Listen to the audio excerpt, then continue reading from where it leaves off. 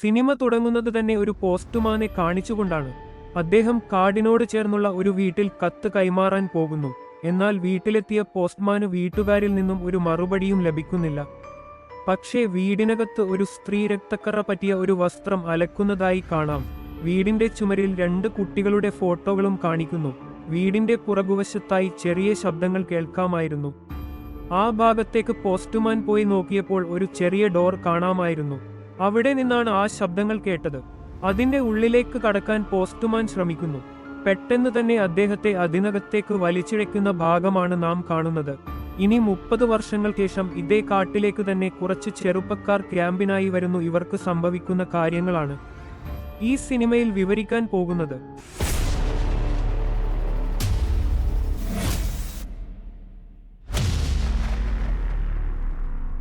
ഈ ക്യാമ്പിൽ ഇവർ പാലിക്കേണ്ട ചില കാര്യങ്ങളുണ്ട്. ഇവിടെ മൊബൈൽ ഫോൺ തുടങ്ങിയ ഇലക്ട്രോണിക് ഉപകരണങ്ങൾ ആരും തന്നെ ഉപയോഗിക്കാൻ പാടില്ല. എല്ലാവരെയും വരിവരിയായി നിർത്തി 5 പേർ അടങ്ങുന്ന ഗ്രൂപ്പുകളായി തിരിക്കുന്നു. മറ്റൊരു ഭാഗത്തായി ഒരു വയസ്സായ അമ്മൂമ്മ ഒരു പന്നിയെ കൊന്നു വീടിന്റെ ബേസ്മെന്റിലേക്ക് തള്ളാൻ ശ്രമിക്കുന്നു. എന്നാൽ പന്നിയോടൊപ്പം തന്നെ അമ്മൂമ്മയും താഴെ പോയി വീഴുന്നു. പെട്ടെന്ന് ഒരു മോൺസ്റ്ററിന്റെ കൈവന്നു അമ്മൂമ്മയെ അറ്റാക്ക് ചെയ്യുന്നതായി കാണാം. എന്നിട്ട് ആ മോൺസ്റ്റർ മുകളിലേക്ക് കയറി വരുന്നതായി കാണിക്കുന്നു. ഈ സീൻ ഇവിടെ അവസാനിച്ചു. ഇനി ക്യാമ്പിൽ നടക്കുന്ന കാര്യങ്ങളിലേക്ക് നോക്കാം. നമ്മുടെ ഗ്രൂപ്പിൽ ആകെ 5 പേരാണ് ഉൾപ്പെടുന്നത്. ഗൈഡ് ഉൾപ്പെടെ 6 പേരാണ് കാട്ടിലേക്ക് ക്യാമ്പ് ചെയ്യാൻ പോകുന്നത്. ഇനി പ്രധാനപ്പെട്ട കഥാപാത്രങ്ങളുടെ പേര് നമുക്ക് പരിചയപ്പെടാം. ഈ മഞ്ഞ ടീഷർട്ട് ധരിച്ചിരിക്കുന്നതാണ് കെവിൻ. പിന്നെ ഈ പെൺകുട്ടിയാണ് സോഫിയ. ഇവളാണ് നമ്മുടെ മെയിൻ ഹീറോയിൻ. ഈ മൊട്ടത്തലയനാണ് ഡാനിയൽ. അവന്റെ പിന്നാലെ വരുന്നത് ജോൺ. പോകുന്ന വഴിയിൽ തന്നെ കെവിൻ ഒരു മാനിന്റെ ശവശരീരം കണ്ടു ഭയന്നു വിറച്ചു. ഏതോ ഒരു ഭീകര ജീവിയാണ് ആ മാനിനെ വേട്ടയാടിയിരിക്കുന്നത്. സോഫിയ തിരിഞ്ഞു നോക്കുമ്പോൾ ഒരു മരത്തിൽ ഭീകരജീവിയുടെ കൈ മാത്രം കാണാമായിരുന്നു. നേരം വൈകുന്നു. അതിനാൽ തന്നെ എല്ലാവരും ഉറങ്ങാനായി ടെന്റ് തയ്യാറാക്കുന്ന ധൃതിയിലാണ്. ഇവളുടെ പേര് അലീന. ഇവൾ ഡാനിയേലിന്റെ സഹായത്തോടെയാണ് ടെന്റ് നിർമ്മിക്കുന്നത്. ഡാനിയലും അലീനയും തമ്മിൽ ചെറിയൊരു കണക്ഷൻ ഉണ്ട്. ഇതാണ് നമ്മുടെ ക്യാമ്പിന്റെ ലീഡർ ഇസ. മറ്റൊരു ഭാഗത്ത് നമ്മുടെ ഹീറോയിനായ സോഫിയയുടെ ടെന്റ് പണി കംപ്ലീറ്റ് ആയതായി കാണിക്കുന്നു. രാത്രിയായി ക്യാമ്പ് ഫയറും തുടങ്ങി. അവരുടെ ജീവിതത്തിലെ പല കാര്യങ്ങളും മറ്റുള്ളവരുമായി അവർ ഷെയർ ചെയ്യാൻ തുടങ്ങി.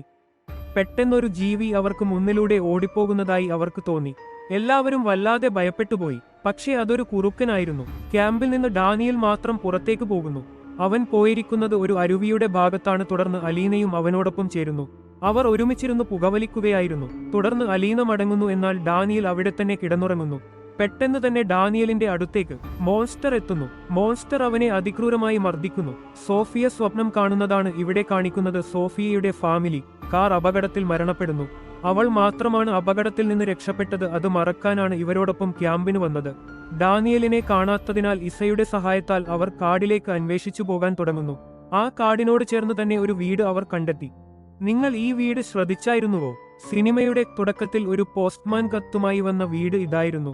ഇവർ 3 പേരുമായി വീട് മുഴുവൻ തിരക്കി. പക്ഷേ ഇവിടെ ആൾത്താമസമുള്ളതായി തോന്നുന്നില്ല. എന്നാൽ ബേസ്മെന്റിലേക്ക് പോകാനുള്ള ഒരു ചെറിയ ഡോർ അവർ കണ്ടെത്തി. അവർ ബേസ്മെന്റിലേക്ക് കടക്കുന്നു. കെവിന് പേടിയുള്ളതിനാൽ അവൻ താഴെ പോയില്ല, മുകളിൽ നിൽക്കുകയായിരുന്നു. പെട്ടെന്ന് തന്നെ വീട്ടിലേക്ക് ആരോ വരുന്നതായി കെവിന് തോന്നി. അവൻ അവരോട് മുകളിലേക്ക് വരാൻ ആവശ്യപ്പെടുന്നു. എന്നാൽ അവർ ഭയന്നു വിറച്ചായിരുന്നു ബേസ്മെന്റിൽ നിൽക്കുന്നത്. എന്തെന്നാൽ ബേസ്മെന്റിനുള്ളിൽ മനുഷ്യന്റെ മൃതദേഹം കാണാമായിരുന്നു. വീട്ടിലേക്ക് കടന്നുവന്നത് വേറെ ആരുമല്ല, മോൺസ്റ്റർ ആയിരുന്നു. മോൺസ്റ്ററിനെ കണ്ട് 3 പേരും ബേസ്മെന്റിന്റെ ഉള്ളിൽ ഒളിച്ചിരിക്കുന്നു. ഇവരാരും പ്രതീക്ഷിക്കാത്ത തന്നെ മോൺസ്റ്റർ ബേസ്മെന്റിലേക്ക് ഇറങ്ങി വരുന്നു. ബേസ്മെന്റിനോട് ചേർന്ന് ഒരു ചെറിയ ഡോർ ഉള്ളതായി ഇസ കണ്ടെത്തുന്നു. ആ ഡോർ എങ്ങനെയൊക്കെയോ തുറന്നു. ഇരുവരെയും അതിലൂടെ ഇസ കടത്തിവിട്ടു. എന്നാൽ ഇസ മോൺസ്റ്ററിന്റെ മുന്നിൽ അകപ്പെട്ടു പോകുന്നു. നിങ്ങൾ ഈ ഡോർ ശ്രദ്ധിച്ചായിരുന്നോ? സിനിമയുടെ തുടക്കത്തിൽ ആ പോസ്റ്റ്മാൻ ഈ ഡോറിന്റെ അകത്തേക്കാണ് വീണത്. മോൺസ്റ്റർ ഇസയെ കൊലപ്പെടുത്തിയിരിക്കുന്നു. ഇത് കണ്ട് അവർ ഭയന്ന് ക്യാമ്പിലേക്ക് തന്നെ ഓടുകയായിരുന്നു. ഇവിടെ നടക്കുന്ന കാര്യങ്ങൾ ഒന്നും അറിയാതെ അലീനയും ജോണും ചേർന്ന് സംസാരിച്ചുകൊണ്ടിരിക്കുന്നു. പെട്ടെന്ന് തന്നെ അലീനയുടെ പുറകിൽ നിന്ന് മോൺസ്റ്റർ അവളെ തലയ്ക്ക് അടിച്ചു കൊലപ്പെടുത്തുന്നു. ഇത് കണ്ട് ഭയന്ന ജോൺ ഉൾക്കാട്ടിലേക്ക് ഓടിക്കേറി. ജോൺ അവിടെ ഒരു ചർച്ച് കാണുകയും സഹായത്തിനായി അവിടേക്ക് കയറി ചെല്ലുന്നത് കാണാം. ആ ചർച്ചിൽ ഒരു ഫാദർ ഉണ്ടായിരുന്നു. നടന്ന കാര്യങ്ങൾ അദ്ദേഹത്തിനോട് പറയുന്നു. തുടർന്ന് തന്നെ സഹായിക്കാനും ആവശ്യപ്പെടുന്നു. എന്നാൽ അവന്റെ എല്ലാ പ്രതീക്ഷയും തെറ്റിച്ചുകൊണ്ട് ഫാദർ അവനെ അടിച്ചു വീഴ്ത്തുകയും കെട്ടിയിടുകയാണ് ചെയ്തത്. പെട്ടെന്ന് പുറത്ത് എന്തോ ശബ്ദം കേൾക്കുന്നു. ഉടൻ തന്നെ ഫാദർ പുറത്തേക്ക് വരുന്നു. അവിടെ മോൺസ്റ്റർ ഉണ്ടായിരുന്നു. ഉടൻ തന്നെ മോൺസ്റ്റർ ഫാദറിനെ മർദ്ദിച്ചു ഒരു മെഷീനിൽ ഇട്ട് ചതച്ചു കളഞ്ഞു. ജോൺ എങ്ങനെയോ ആ കെട്ടിൽ നിന്ന് രക്ഷപ്പെടുന്നു. പക്ഷേ അവന്റെ കഷ്ടകാലം എന്ന് തന്നെ പറയാം. അപ്പോഴത്തേക്കും മോൺസ്റ്റർ ചർച്ചിനുള്ളിൽ എത്തുകയും അവിടെ വച്ച് ജോണിനെ കൊലപ്പെടുത്തുകയും ചെയ്തു. മറ്റൊരു ഭാഗത്ത് സോഫിയയും കെവിനും സഹായത്തിനായി ഒരു വീട്ടിൽ ചെന്ന് കയറുന്നു. അവിടെയുള്ള വൃദ്ധനോട് നടന്ന കാര്യങ്ങളെല്ലാം അവർ പറയുന്നു. ഈ വൃദ്ധന് മോൺസ്റ്ററിനെ പറ്റി ചില കാര്യങ്ങൾ അറിയാം. ഇത് അവരുമായി പങ്കുവെക്കുന്നു. ഈ മോൺസ്റ്റർ ശരിക്കും സാധാരണ ഒരു മനുഷ്യനായിരുന്നു. അവന് ഒരു സഹോദരനും ഒരു അമ്മയും ഉണ്ടായിരുന്നു. അവർ കാട്ടിനോട് ചേർന്ന വീട്ടിലായിരുന്നു താമസിച്ചിരുന്നത്. പെട്ടെന്നൊരു ദിവസം ആകാശത്തിൽ നിന്ന് ഒരു തീക്കോളം ഉണ്ടാവുകയും അതിൽ നിന്ന് ഒരു കല്ല് ഇവരുടെ വീടിന്റെ അടുത്തായി വീഴുന്നു. ഇവന്മാർ ആരും അറിയാതെ ആ കല്ലിനെ കട്ടിലിന്റെ അടിയിൽ കൊണ്ടുവയ്ക്കുന്നു. ഇത് അവരുടെ അമ്മ അറിയുന്നില്ല. ഈ കല്ലിൽ നിന്നാണ് ഇവന്മാർക്ക് ഇങ്ങനെയുള്ള അസുഖമുണ്ടായത്.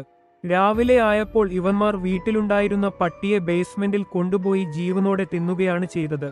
ഇത് കണ്ട് ഇവരുടെ അമ്മ ബേസ്മെന്റിന്റെ ഡോർ ലോക്ക് ചെയ്യുകയും തുടർന്നുള്ള കാലം അത്രയും ഈ മോൺസ്റ്ററുകളായി മാറിയ ഇവർക്ക് ആ അമ്മയായിരുന്നു മൃഗങ്ങളെ കൊന്നു ഭക്ഷണമായി നൽകിയത്. നമ്മൾ സിനിമയുടെ തുടക്കത്തിൽ കണ്ട ഒരു സീൻ ഓർമ്മ വരുന്നുണ്ട്. വയസ്സായ അമ്മൂമ്മ പന്നിയുമായി വീടിന്റെ ബേസ്മെന്റിലേക്ക് വീഴുന്ന രംഗം. അത് ഇവന്മാരുടെ അമ്മയായിരുന്നു. തുടർന്ന് ഈ വിവരങ്ങൾ വൃദ്ധനിൽ നിന്ന് കേട്ടറിഞ്ഞ ശേഷം അവർ തിരികെ മോൺസ്റ്ററിന്റെ വീട്ടിലേക്കാണ് പോകുന്നത്.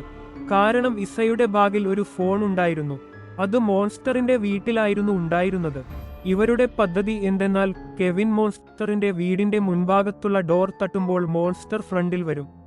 ആ സമയം നോക്കി സോഫിയ ബേസ്മെന്റിന്റെ ഉള്ളിലേക്ക് കടന്ന് അവിടെയുള്ള മൊബൈൽ ഫോൺ എടുക്കാനാണ് പദ്ധതിയിട്ടിരുന്നത്. തുടർന്ന് സോഫിയ ബേസ്മെന്റിൽ ഇറങ്ങുകയും അവിടെ നിന്ന് ഫോൺ എടുക്കുകയാണ് ചെയ്തത്.